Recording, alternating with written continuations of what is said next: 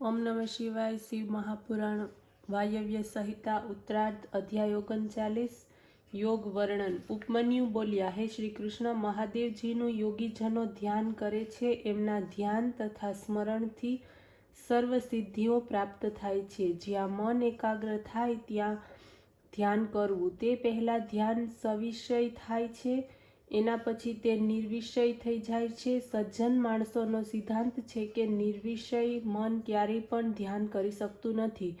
તે નિર્વિષય ધ્યાનની લોકો કઠિનતાપૂર્વક ધ્યાન કરે છે। નિર્વિષય બ્રહ્મામાં નિર્વિષય બુદ્ધિનો પ્રવેશ થાય છે। આ જ કારણે સવિષય સૂર્યકિરણોને આશ્રય આપનારું બને છે। શાંતિ, પ્રશાંતિ, દ્વિપ્તિ, પ્રસાદ, દિવ્ય સિદ્ધિઓ દેવી ધ્યાનમાં પ્રાણાયામ દ્વારા સિદ્ધ થાય છે। સર્વ આપત્તિઓનો નાશ શાંતિ છે। બાહ્ય આભ્યંતર અંધકારનો વિનાશ પ્રશાંતિ છે। બાહ્ય આભ્યંતર પ્રકાશને દ્વિપ્તિ કહેવામાં આવે છે। બુદ્ધિ સ્વસ્થતા પ્રસાદ છે। જ્યારે બુદ્ધિની પ્રસન્નતા થાય છે ત્યારે બાહ્ય ભીતરના સર્વ કાર્ય પૂર્ણ થાય છે। શ્રદ્ધાપૂર્વક એક ક્ષણ પણ જો પરમેશ્વરનું ધ્યાન લાગી જાય તો સર્વ પાપો તત્કાળ નાશ પામે છે। બુદ્ધિના પ્રવાહ રૂપે જે ધ્યાન થાય છે એની આશ્રય ધ્યેય કહેવામાં આવે છે। મુક્તિમાં વિશ્વાસ, સંપૂર્ણ ઐશ્વર્ય, અણિમા વગેરે સિદ્ધિઓ જે સર્વ શિવ ધ્યાનથી પ્રાપ્ત થાય છે। શિવ ધ્યાનથી સુખ અને મોક્ષ બંને પ્રાપ્ત થાય છે।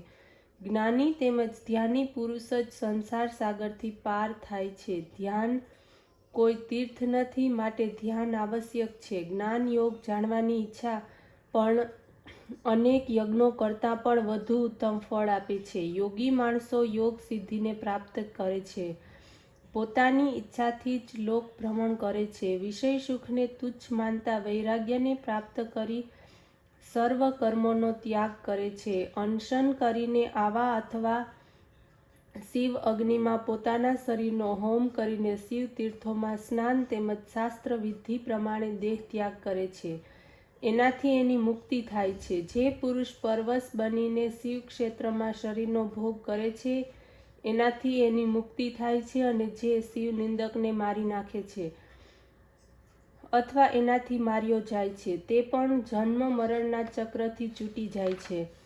અધ્યાય 40 મુનિઓનું નૈમિષારણ્યમાંથી ગમન। સુતજી બોલ્યા, હે મુનિઓ, આ રીતે મહર્ષિ ઉપમન્યુએ ભગવાન શ્રી કૃષ્ણને જ્ઞાન યોગ સમજાવ્યો અને એ જ્ઞાન યોગને વાસુદેવે ઋષિઓને કહી સંભળાવ્યો।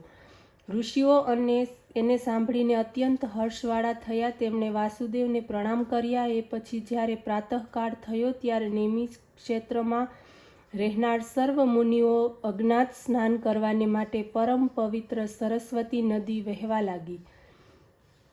બધાએ ત્યાં સ્નાન કર્યું। પછી સંધ્યા, વંદન, પિતૃપણ વગેરે નિત્ય કૃત્ય કરીને બ્રહ્માજીના પૂર્વોક્ત કથનનું સ્મરણ કરીને અહીંથી તે કાશીધામને માટે ચાલ્યા ગયા। ત્યાં પહોંચીને ભાગીરથી ગંગાજીના પવિત્ર દર્શન તથા જળ સ્નાન તેમજ પરમાત્મા વિશ્વનાથનું દર્શન, પૂજન વગેરે વિધિ પ્રમાણે કર્યું। પરમ આનંદને પ્રાપ્ત થયા। પછી ત્યાંથી ચાલતા થયા ત્યારે એમને એક પરમ દિવ્ય તેમજ અદ્ભુત પ્રકાશ દેખાયો। તે આ પ્રકાશનું તેજ હતું જેમાં હજારો પાશુપત સિદ્ધિઓ પ્રાપ્ત મુનિઓ વિલીન થતા હતા। એ પછી તેજ વિલીન થઈ ગયું। આટલું જોતા જ નૈમિષારણ્ય ઋષિઓને આશ્ચર્ય થયું। ત્યારે શીઘ્ર બ્રહ્માજીના દર્શન કરવાને માટે તેઓ ચાલ્યા ગયા બ્રહ્મલોકમાં। સર્વ મુનિ બ્રહ્માજીની સભામાં પ્રવિષ્ટ થયા અને એમને પ્રણામ કરીને બેસી ગયા। ત્યારે બ્રહ્માજીએ કહ્યું, હે મુનિઓ, કહો, આનંદ મંગળ છે ને? મેં તમારા લોકોનું વૃત્તાંત વાસુદેવ દ્વારા સાંભળ્યું છે। હવે તે કહો કે વાસુદેવના ચાલ્યા ગયા પછી તમે શું કર્યું?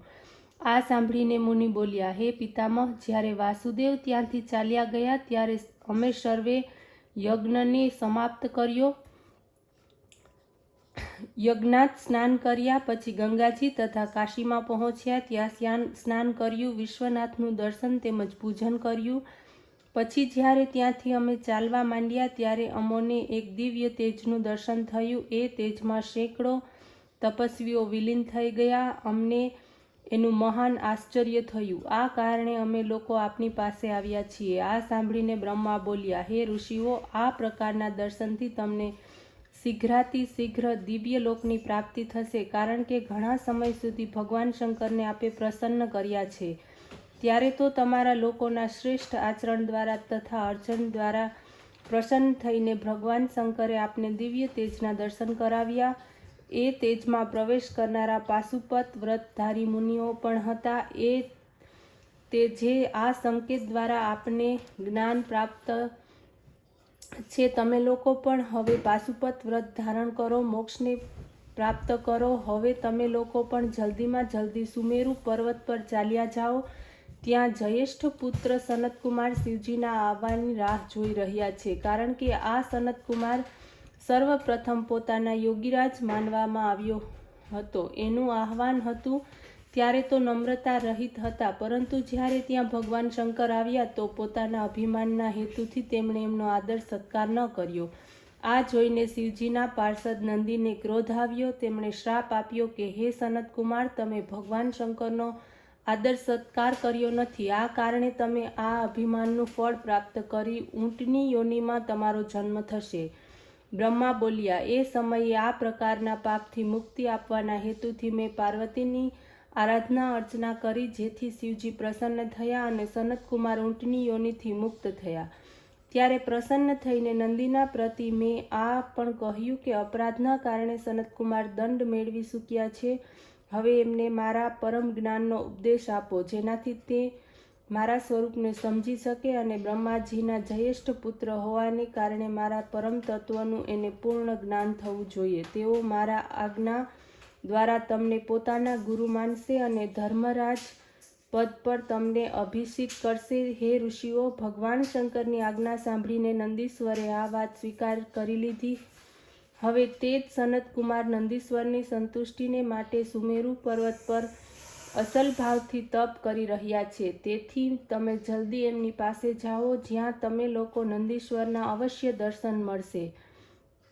અધ્યાય 41 મુનિનો મોક્ષ. શુકજી બોલ્યા, હે મુનિઓ, બ્રહ્માના વચન સાંભળીને તેઓ એને પ્રણામ કરીને સનતકુમારની પાસે જવાને માટે સુમેરુ પર્વત ઉપર પહોંચી ગયા. એના શિખર ઉપર એક સુંદર તળાવ હતું. તળાવની નજીકમાં ઘણા મુનિઓ તપ કરતા હતા. તે તળાવની ઉપર તરફ મૃગચર્મ બિછાવીને સનતકુમાર અખંડ સમાધિમાં નિશ્ચયપૂર્વક તપસ્યામાં લાગેલા હતા. આ પ્રકારે એમનું દર્શન કરીને મુનિઓ અત્યંત પ્રસન્ન થયા અને સાષ્ટાંગ પ્રણામ કરીને બેઠા. પછી પોતાના નેત્ર ખોલીને સનતકુમારે ઋષિઓને જોયા અને કહ્યું કે હે ઋષિઓ, આપ ક્યાંથી આવી રહ્યા છો? આટલું સાંભળીને મુનિઓએ પોતાનું સંપૂર્ણ વૃત્તાંત કહી સંભળાવ્યું. તે સમયે અસંખ્ય ગણોની સાથે ભગવાન શંકરના પરમ પ્રિય ગણ નંદીશ્વર પણ વિમાને ચડીને ત્યાં આવ્યા. એમના દર્શન કરીને સર્વ ઋષિ, મહર્ષિ, યોગી, તપસ્વી વગેરે સાથે સનતકુમાર પોતાના આસનથી ઉઠીને સાષ્ટાંગ દંડવત પ્રણામ કર્યા અને હાથ જોડીને અનેક સ્તુતિઓ કરી. પછી પ્રાર્થના કરવા લાગ્યા કે હે નંદીશ્વર, આ નેમિચારણ્ય નિવાસી મુનિજનોએ 100,000 વર્ષ સુધી ચાલે એટલો મોટો યજ્ઞ કર્યો છે. એની સમાપ્તિ થતાં તેઓ અહીં આવ્યા છે. હવે આપ એમના ઉપર કૃપા કરીને એમનું પરમ કલ્યાણ કરો. આ પ્રકારે સનતકુમારના વચન સાંભળીને નંદીશ્વરે પોતાના તરફ કૃપા દ્રષ્ટિથી જોયું. સંસારના બંધનથી તેમને મુક્તિ અપાવી. શિવને દિવ્ય જ્ઞાનનો ઉપદેશ આપ્યો. હે ઋષિઓ, આ પરમ જ્ઞાનને વેદ વ્યાસને સનતકુમારે સંભળાવ્યું. હવે આવીને મેં આપ લોકોને સંભળાવ્યું છે. આ શિવપુરાણ સર્વોત્તમ પુરાણ છે. નિસંશય ધર્મ, અર્થ, કામ અને મોક્ષ આ 4 પદાર્થોને આપનાર છે. આ પુરાણને સંભળાવતા આપ સર્વનું તેમજ મારું પણ કલ્યાણ થયું છે. હે ઋષિઓ, હવે મને જવાની આજ્ઞા આપો. ભગવાન શંકર તમારા લોકોનું કલ્યાણ કરે. ત્યારે આ પ્રકારે કહીને પુરાણ વેતા સૂતજી ત્યાંથી ચાલતા થયા. આ પછી સર્વ ઋષિઓએ પ્રયાગ તીર્થ ઉપર જઈને પોતાનો મહાયોગ પૂરો કર્યો. પછી જોયું કે ભ્રષ્ટાચાર વધતો જાય છે, કલયુગ આવી રહ્યો છે. એ જોઈને તેઓ વારાણસી કાશી ધામમાં ચાલ્યા ગયા. ત્યાં પશુપતિ કામનાથી પાશુપત વ્રત કર્યું. એમને સિદ્ધિનું ફળ પ્રાપ્ત થયું. શિવપુરાણની કથા એક વાર પણ સંભળાવવાથી સર્વ પાપો નાશ પામે છે. 2 વાર સંભળાવવાથી શિવ ભક્ત થાય છે. 3 વાર સંભળાવતા મોક્ષપદ પ્રાપ્ત થાય છે. આ કારણે કલિકાલમાં મોક્ષાભિલાષ પુરુષે નિરંતર શિવપુરાણની કથા સાંભળતા રહેવું અને એમનું પૂજન કરતા રહેવું, કારણ કે આ શિવપુરાણ કથાઓ દ્વારા અસંખ્ય બ્રાહ્મણ, ક્ષત્રિય, વૈશ્ય, શૂદ્ર વગેરે ભોગ તેમજ મોક્ષ પ્રાપ્ત કરે છે. ઇતિ શ્રી શિવપુરાણમાં શ્રી વાયવ્ય સંહિતા સમાપ્ત. શિવપુરાણ સમાપ્ત. ઓમ નમઃ શિવાય.